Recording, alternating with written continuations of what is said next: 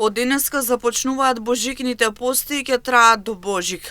Овие пости се во редот на поблаги, а согласно типикот одредено е кои денови е дозволено масло и риба. Овој период, освен воздржување од храна, потребно е постите да се започнат смирено со молитва и верба во Бога. Овие пости спаѓаат во редот на поблагите пости, каде што е дозволено сабота и недела да се конзумира риба. Само среда и петок се денови без масло. Другите денови, значи вторник, четврток е со масло, но на социјалните мрежи веќе ќе излезе и типикот кои денови е разрешено и риба, бидејќи кога ќе се падне некој празник во тековна недела, тогаш се разрешува или на риба или на масло, зависно од големината на светителот, од неговиот култ.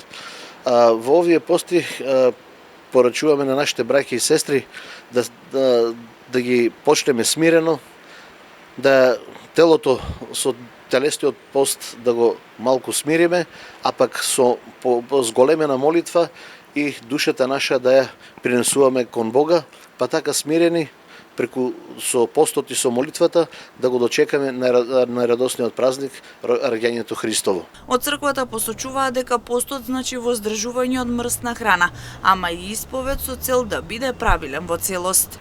Постите редовно да ги одржуваме, но и да се исповедаме, бидејќи исповедта очистување на душата, како што со постот го очистуваме и смируваме телото, бидејќи постот не е некоја диета за да може да ослабнеме или некоја, не знам, помодарство се рекло пост, па ајде сега и јас.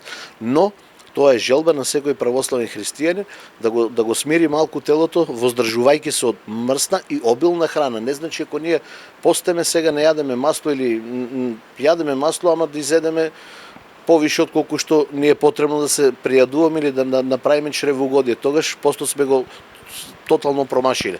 Значи, пак ќе речем, постот е значи воздржување од масна и обилна храна. Овој пост трае 40 дена се до големиот христијански празник Божик.